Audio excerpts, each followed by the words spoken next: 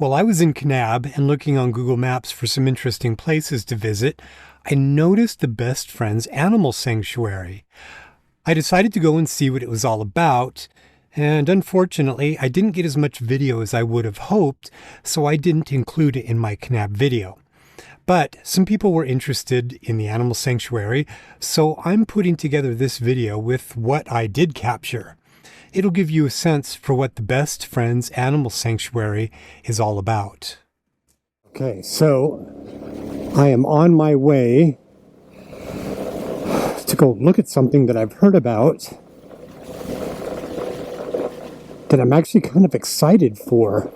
So there's an animal sanctuary up here. So the gym that I go to belongs to this animal sanctuary. It's kind of weird. So this is the little gym, community gym in Kanab. I actually worked out here 5 years ago. It's fun to go back in there. Yeah, I like this. These smaller towns that aren't big enough to support like a Planet Fitness usually have a smaller community gym like this. And this one was a bit expensive. It was $40. They do day passes, but it was like $15. So otherwise they just do a month pass, which was $40. But I'm planning on being here for a week or maybe 2 weeks. So I decided to just spring for that.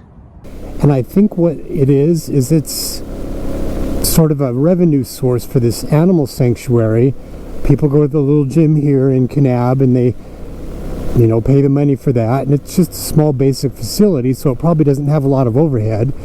So they take, I'm guessing, the funds from that to fund the animal sanctuary, which is apparently one of the country's first no-kill animal sanctuaries.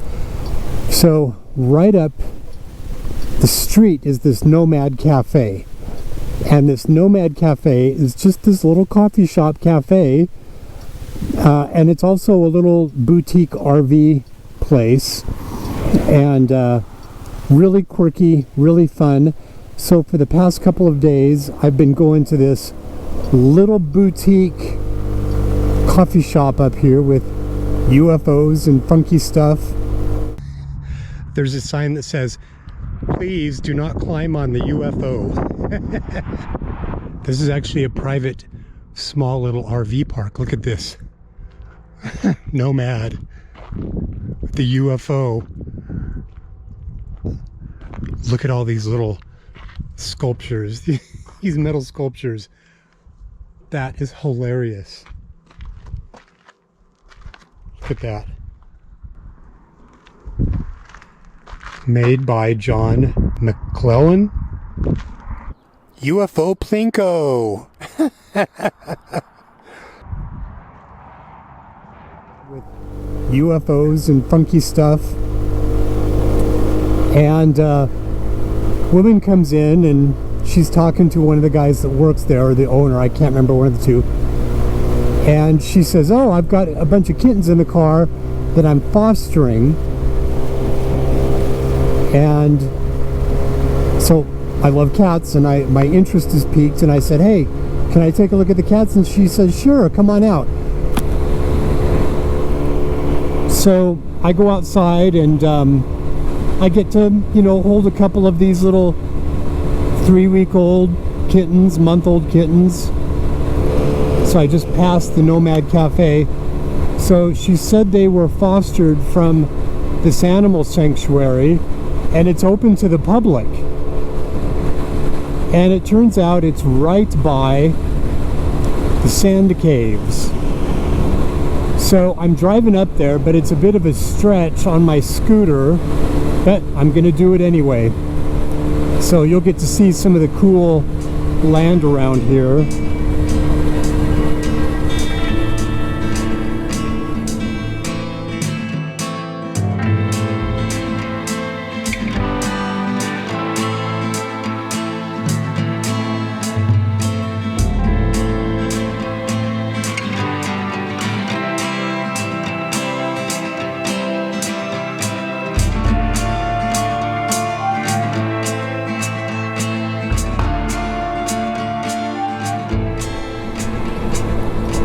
Friends Animal Sanctuary.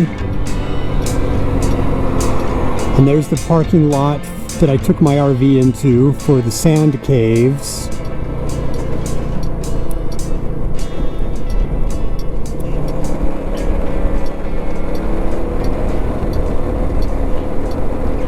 So I'm out here at this animal sanctuary at the visitor center. Gosh, just look at that out there. Isn't that gorgeous? I have no idea what to expect, honestly. Best Friends Trivia. Roughly 40 medical team members at the sanctuary clinic provide expert veterinary care for approximately 1,600 animals of all species. Wow. Each year, roughly 1,600 animals are adopted from the Best Friends Animal Sanctuary.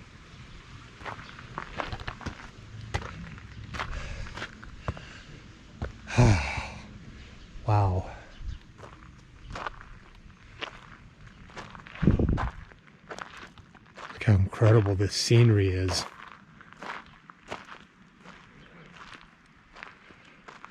What no-kill really means. As a philosophical principle, no-kill means saving every dog and cat in a shelter who can be saved.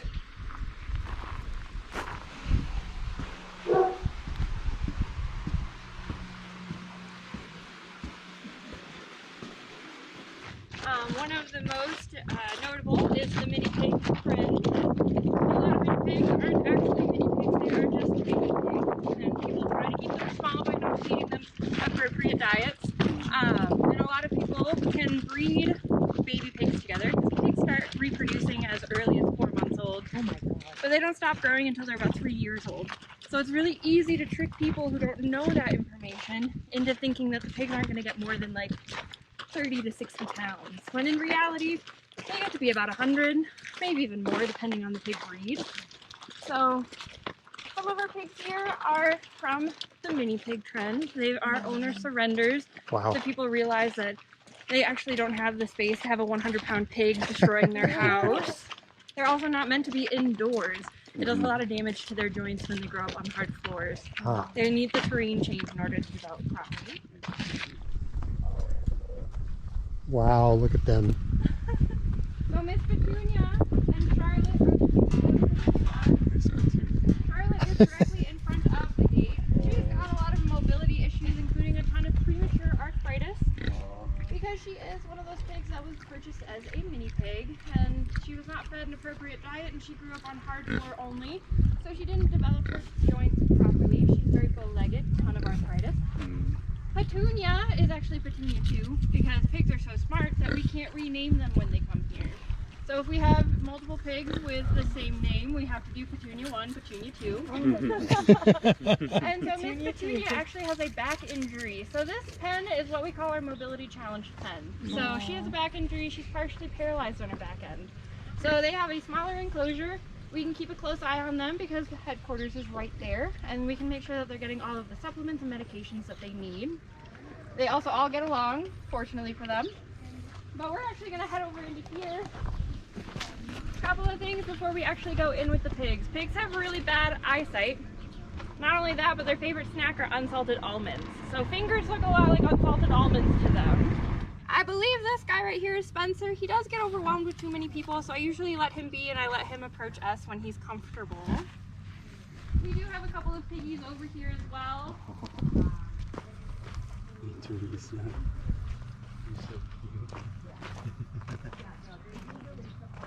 And what was this one's name? Geez, I can't remember off the top of my head. They all look the same to me, and I'm working really hard on remembering their names. Hi there. But it's very hard. If you guys want to pop over here, you can actually see the baby pigs from here. Oh, okay. They're just in this enclosure right here. Oh, look at them. Yeah. They are about 5 to 6 weeks old right now. They were born here at the sanctuary, so we actually know their actual birthday. So remember when I said pigs can start reproducing as young as 4 months old? Their mom is actually still a baby. Wow. She hasn't done growing yet. She is also part of the mini pig craze.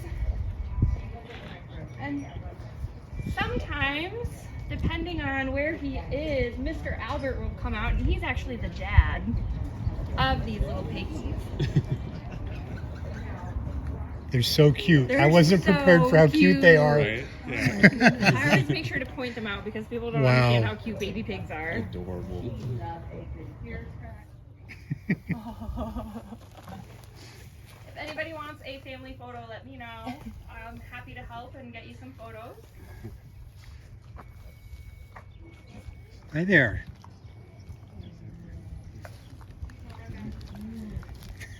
If any of our pigs, we'll have a better chance with them, or if they're having a pig that's just really having a hard time in their environment, they might send them to us. We're a little bit calmer here than 400 pigs. Goats will eat anything, including fencing. This is the only type of fencing they don't eat, which is very fortunate for us because that means our goats are kept in instead of being free. It also helps keep predators out because we do have bobcats, mountain lions, and coyotes that we have to be aware of. They might not be out, it might be a little too warm, but if anybody comes up and starts rubbing their head on you, just do a really big hard stomp into the ground, not on them, because the rubbing is a really naughty behavior. It can lead to more aggressive behaviors to follow, and we don't want any of that to happen because we are not built like goats. It hurts us a lot if they try to do anything naughty. Just have a vanilli right now. So if they came in together, how is it with them separating? So because it's a herd dynamic, they all know kind of their place and they all have friends within this herd. Right now they're separated because we're actually working on introducing a new goat into the herd. So they're not normally separated like this. It was actually a group of about 20 to 30 friends who were getting together just outside Prescott, Arizona. And they were taking in all of the animals who were deemed unadoptable because of behavior or medical issues. And because they were unadoptable, they were the first ones to be put on euthanasia lists in the 1980s and prior. And our founders didn't agree with that policy. They thought, why don't we try to improve their behavior, work on their behavior issues, work on their medical, give them a fighting chance. So they started taking in those animals who were high risk, and they started working with them, but they quickly ran out of space, and they ended up moving up here after a founder of ours found about 3,000 acres for sale. So they were able to put a down payment on it, acquire the land, move their 600 plus animals up here, and build from the ground up. So all of the buildings that you see today were not there when they moved out here. The Welcome Center was actually not part of the original 3,000 acres. It was actually an old functioning ranch, and so the Welcome Center itself was the main farmhouse for that ranch. And the reason we have it today is because we actually bought that ranch once it went up for sale. We most likely provide it free. We offer grants for shelters who need extra funding. If they qualify, they can apply for a grant from us. We offer our embed program, so we'll send one of our employees out to them to assist them with whatever they need to help increase their life saving. From 12 to 1,600 animals at the sanctuary at any given time. 1,600 is kind of our cap, and as we go through the animal areas, I will try to remember to mention how many animals we have in each area. Sometimes I do forget, so yell at me if I do. And not only that, but we have about 400 employees that work here at the sanctuary itself in either sanctuary animal care, sanctuary ambassador teams like myself, donor relations, marketing, networking, all of those things, working hand in hand. We are the largest employer of Kane County. Not only that, but we have about 400 employees that work around the country in any of our satellite locations. So they've been very effective, especially in the states of Washington and Oregon, and there are a couple of shelters up there who actually have to call us, ask us for us to send them some adoptable cats because they just don't have enough to adopt out to their community. They have a wait list for cats, which is fantastic. We have the cats to send them.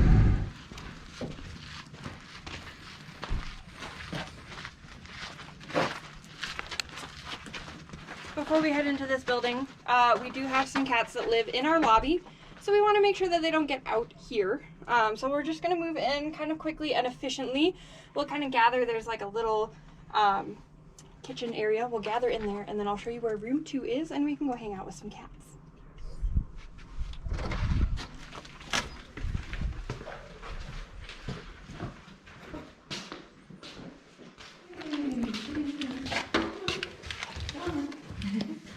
Just so we had a tour.